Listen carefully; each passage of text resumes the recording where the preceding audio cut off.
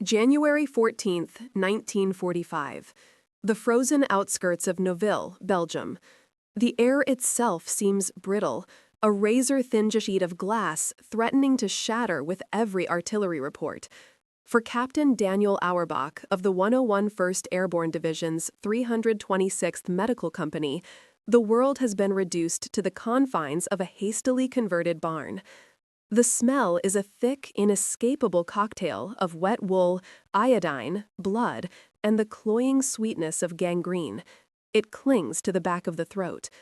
Outside, the Ardennes forest is a skeletal landscape of snow-dusted pines, a silent, unforgiving witness to the carnage of the last month. The bulge has been blunted, but its aftermath bleeds into every moment. Auerbach, his face a pale mask of exhaustion etched with grime, works under the unsteady hiss of a single pressure lantern. The light casts long, dancing shadows that make the wounded men lying on straw-covered floors look like grotesque figures in a nightmare painting. He moves with an economy of motion born from weeks of nonstop work, his hands chapped and raw, but his movements precise. A suture here, a dressing there, a quiet word to a boy from Ohio who won't see home again. You learn to build walls inside your head. You have to. One patient bleeds into the next, a relentless tide of human suffering. The German prisoners are processed last, kept under guard in a separate, colder corner of the barn. Most are sullen, defiant, or simply broken. Auerbach treats them with the same detached professionalism he offers his own men. A wound is a wound. A shattered bone doesn't recognize a uniform. The heavy barn door scrapes open, admitting a gust of frigid air and two more military policemen. Their faces are grim, their breath pluming in the cold. Behind them, prodded forward by the muzzles of their M1 carbines, is a new group of prisoners captured in a sweep of the woods north of Foy. This group is different. Among the half-dozen weary, mud-caked soldiers of the Wehrmacht are 3 women. They wear the standard gray-blue uniform of the Luftwaffe Helferinnen, female auxiliaries, communication assistants, flak battery aides. They are young, shockingly so. One is openly weeping, her face buried in her hands. Another glares with a ferocity that seems too big for her small frame. And then there is the third one. She is still, unnervingly so. While the others shiver and huddle together, she stands apart, her posture rigid. Her blonde hair is matted with filth and what looks like dried blood from a shallow cut on her scalp. Her face is a blank canvas of shock, her blue eyes wide and fixed on some distant point beyond the walls of the barn. She doesn't seem to register the cold, the smell, the armed men surrounding her. She is simply there, a statue carved from ice and fear. A corporal nudges her forward with his rifle. "This one's next, Doc. Seems okay, but Sergeant wants them all checked before they go to the rear cage." Auerbach nods, wiping his hands on an already stained rag. He gestures to a wooden crate serving as an examination stool. "Have her sit." The MP gives the girl a shove. She stumbles, catching herself, but makes no sound. As she lowers herself onto the crate, the lantern light catches her hands. They are held in a strange, fixed position at her sides, the fingers slightly curled, as if she is perpetually gripping something that isn't there. Auerbach makes a mental note. Frostbite, maybe, or just fear, clenching her muscles tight. He picks up his stethoscope, the metal cold against his palm, and prepares to begin the routine he has performed 1,000 times. But something in the girl's profound stillness sends a faint, unfamiliar signal of alarm through his exhausted mind. Captain Auerbach approaches the German woman, his footsteps echoing slightly in the cavernous barn. The sounds around them seem to recede, the groans of the wounded, the low murmur of the guards, the distant, rhythmic thunder of friendly artillery firing eastward. His world narrows to the small pool of light cast by the lantern, eliminating the silent figure before him. He keeps his voice low, neutral, a doctor's voice. "I need to examine you," he says, in slow, clear English, knowing she likely won't understand. He points to his chest, then to her, making a universal gesture of inspection. She doesn't react. Her gaze remains unfocused, lost in the splintered timbers of the barn roof. Her pallor is alarming, a waxy, bloodless sheen under the grime. He notes the chapped, cracked lips, a clear sign of severe dehydration. He starts with the basics. He listens to her heart and lungs with his cold stethoscope. The heartbeat is rapid but steady, a rabbit's frantic pulse. Her breathing is shallow. He gently palpates her abdomen, checking for internal injuries, but she remains unresponsive, her muscles tense beneath his touch. He moves to the gash on her scalp. It's superficial, already scabbing over. It doesn't explain her catatonic state. He assumes it's shock, battle fatigue, what the old war called shell shock. He's seen it in his own men, the 1,000-yard stare, the disconnection from reality. He tries speaking again, this time in the halting, rudimentary German he'd picked up from medical texts and other prisoners. Haben Sie Schmerzen? Do you have pain? Silence. He gestures to his own body. Wo? Where? Nothing. She is a locked room, and he has no key. He feels a flicker of frustration, quickly suppressed. She is another problem to be solved, another body to be processed and sent on its way. His eyes fall again to her hands. They haven't moved. They rest in her lap, fingers rigidly bent, thumbs tucked in. It's not a natural position of rest. He reaches out, his movements slow and deliberate, and touches her right hand. It is ice cold. But it's the texture beneath the skin that startles him. The muscles of her forearm are not just tense, they are hard as wood, bunched into unyielding knots. This isn't the simple clenching of fear. This is something else entirely. Can you open your hand? He asks in English, then demonstrates with his own, splaying his fingers wide. The girl's eyes flicker down to his hand, then back to her own. A tremor runs through her arm, a visible, violent shudder of effort. Nothing happens. Her fingers remain locked in their claw-like grip. Auerbach frowns, his medical curiosity overriding his fatigue. This is not frostbite. The skin is pale, but not discolored or necrotic. It's not a simple cramp. He tries again, this time with more urgency in his voice. Versuchen Sie. Try. He gently takes her wrist, intending to carefully pry her fingers open. The moment his skin touches hers, he feels the incredible force locked within her muscles. It's like trying to bend a steel bar. He applies a little more pressure, and for the first time, she reacts. A sound escapes her lips, not a word, but a sharp, ragged intake of breath, a gasp of pure agony. Her eyes squeeze shut for a second, and when they open, they are focused directly on his, clear and lucid for the first time. They are filled with a desperate, terrifying plea. He immediately lets go. He has seen that look before, in men with mortal wounds they know are beyond his help. He leans in closer, his voice dropping to just above a whisper. What is it? What's wrong with your hands? She stares at him, her lips trembling, trying to form words. The silence stretches, thick with unspoken pain. Finally, a voice, so quiet it is almost lost beneath the hiss of the lantern, emerges from her cracked lips. A dry, rasping whisper in German. Ich kann sie nicht schließen. He doesn't catch it at first. Was? What? She swallows, a painful, difficult motion. She repeats the phrase, her eyes locked on his, a tear tracing a clean path through the dirt on her cheek. Ich kann sie nicht schließen. The MP standing guard nearby, a German-American from Milwaukee, overhears. He steps closer. What'd she say, Doc? Auerbach looks at the MP, then back at the girl. She said, I can't close them. The MP shrugs. Can't close what? Her hands look closed to me. But Auerbach isn't listening. The words echo in his mind, colliding with the physical evidence before him. Not, I can't open them, which would make sense, but I can't close them. His medical mind freezes. He looks at her hands again, seeing them not as clenched fists, but as limbs trapped in a state of extreme, permanent contraction. He realizes with a jolt of ice-cold dread that she has been trying to tell him the opposite of what he assumed. Her hands are not clenched shut. They are locked open. The simple phrase, translated by the MP, hangs in the air, fundamentally altering the reality of the situation. I can't close them. Captain Auerbach feels a profound mental shift, the kind a mechanic feels when he realizes the sound he thought was a rattling exhaust is actually a failing engine. His entire diagnosis has been backward. He had seen a clenched fist, a symbol of tension or defiance. He now understands he is looking at a prison of flesh and bone. Her hands are not closed by choice or fear.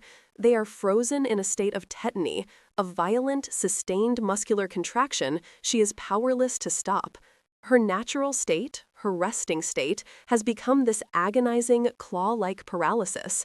For her, closing her hand into a true fist would be a release, a relief she cannot achieve. He leans forward again, his exhaustion completely forgotten, replaced by a surge of clinical adrenaline. You see this in textbooks, read about it in case studies on nerve damage, tetanus, or severe electrolyte imbalance. You never expect to see it in a Belgian barn, in the hands of a teenage enemy auxiliary. He gently takes her arm again, this time not to force her fingers, but to examine the muscles themselves. He runs his thumb up her forearm, from the wrist to the elbow. The flexor muscles, the ones responsible for closing the hand, are like iron cables. They are locked in a state of permanent maximum exertion. He can feel the fine, persistent tremors of a muscle group that has been firing without rest for how long? Days? A cold dread washes over him as he grasps the full implication. Every waking second, every minute of every hour, her body has been fighting itself, the muscles in her arms locked in a silent, brutal war. The metabolic cost, the sheer agony of it, must be unimaginable. When did this happen? He asks, his German more urgent now. Wann. He points to her hands, then makes a gesture like an explosion. It's a crude pantomime, but it's the language of their shared reality. Her eyes widen slightly in understanding. She gestures vaguely with her head, back toward the direction she came from. Der Wald, she whispers. The forest. Ein Geräusch. A sound. A loud sound. Artillery. Artillery. Auerbach pieces it together. A shell blast. Not shrapnel, not a direct hit. Something far more insidious. She was close enough for the concussive wave to pass through her body. A blast injury can do strange, terrible things to the human nervous system, short-circuiting the delicate pathways that carry signals from the brain to the muscles. The invisible shrapnel of pressure had scrambled her nerves, leaving the command to contract switched permanently on. He understands her silence now, her vacant stare. It wasn't just psychological shock. It was the result of days spent enduring a level of pain and physical exertion that would have broken the strongest soldier. She had been unable to eat or drink properly, unable to button her own coat against the biting cold, unable to even wipe the tears from her own face. She had hidden it from her captors out of fear, unsure if they would see it as an injury to be treated or a weakness to be exploited. He looks at her face again, and for the first time, he sees past the enemy uniform, past the grime and the fear. He sees a young patient, no older than his sister back in Cleveland, who has been trapped in a private hell. The professional wall he had so carefully constructed inside his mind doesn't just crack, it shatters. In that moment, she is not a German POW. She is a human being suffering from a catastrophic neurological injury that is rapidly consuming her. He feels a surge of anger at the war, at the shell that did this, at himself for not seeing it sooner. The line of wounded GIs, the waiting MPs, the entire war effort fades into the background. His duty is clear, absolute and singular. He has to do something. He turns to the nearest medic, his voice sharp with an authority no one has heard from him in weeks. "Corporal, get me a basin of the hottest water you can find. And my medical kit, the one with the morphine syringes, now." The corporal stares, confused. "For her, sir?" Auerbach's gaze is unwavering, hard as flint. "She is my patient, Corporal. Move." The corporal, startled by the captain's sudden intensity, scrambles to obey. The order cuts through the weary lethargy of the aid station. Hot water is a precious commodity, usually reserved for sterilizing instruments or for the most severe trauma cases among their own men. A low murmur ripples through the nearby GIs who are well enough to notice. A grizzled sergeant from the 502nd, his arm in a sling, pushes himself up.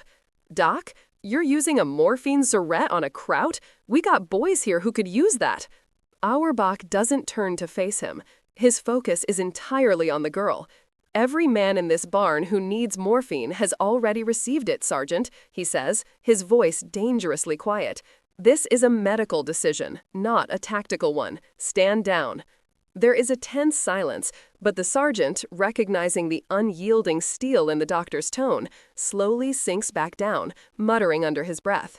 The authority of the medic, when fully asserted, is absolute in this domain of pain. The corporal returns with a steaming basin and Auerbach's medical bag. The steam billows in the frigid air, carrying the clean, metallic scent of boiled water. Auerbach ignores it. He quickly prepares a syringe of morphine, the small, collapsible tube a familiar weight in his hand. He taps it to release any air bubbles. He knows this is a gamble. The morphine will dull the excruciating pain, but it won't fix the underlying nerve damage. More importantly, it might relax her just enough for him to manually intervene. He turns to the girl, holding the needle. "This will help with the pain," he says in German, his voice gentle now. "Es wird helfen." She flinches as she sees the needle, a lifetime of ingrained fear, but she doesn't pull away. She watches his face, her expression one of exhausted trust. He swabs her arm with an alcohol pad and expertly administers the dose. Now he must wait. Minutes stretch into an eternity. He watches her face for any sign of change. The pressure lantern hisses. The only other sound is her shallow breathing. Slowly, almost imperceptibly, the rigid lines of tension around her eyes and mouth begin to soften.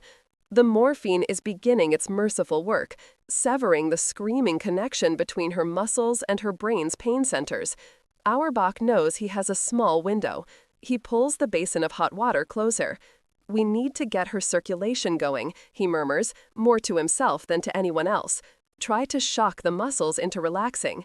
He takes a clean cloth, soaks it in the steaming water, wrings it out, and gently wraps it around her right forearm. She gasps as the intense heat penetrates her frozen skin, but it's a sound of shock, not pain. He begins to massage the arm through the hot cloth, his thumbs pressing deep into the rock-hard muscle bundles. He works methodically, feeling for any sign of release, any softening in the tissue. It's like trying to knead granite. He unwraps the arm, the skin now flushed red, and tries her fingers again. He takes her hand in both of his and applies slow, steady pressure, attempting to uncurl her index finger. The resistance is still immense. He feels the tendons in her wrist straining against him, threatening to tear. A single tear rolls down her cheek, but she remains silent, her eyes locked on his, breathing through the procedure. He can't give up. He knows that if the contractures are left like this for much longer, the damage could become permanent. The muscles and tendons will physically shorten, locking her hands into these useless claws for the rest of her life. He re-soaks the cloth and applies it again, the steam rising around them like a prayer. He focuses all his remaining strength and concentration on this one singular task. The war, the barn, the other wounded, they all cease to exist. There is only this muscle, this nerve, this fight. After what feels like an hour, as he's applying pressure to her middle finger, he feels something, a tiny, fractional give, a millimeter of movement. It's almost nothing, but it's there, a release, a flicker of hope in the darkness. That tiny flicker of movement is all the encouragement Captain Auerbach needs. He works with renewed focus, rewrapping her arm in fresh hot cloths, massaging the brutal knots of muscle, and then carefully, painstakingly working each finger. It is a slow, agonizing process. For every millimeter of progress, there is a tremor of resistance, a silent testament to the neurological storm raging within her.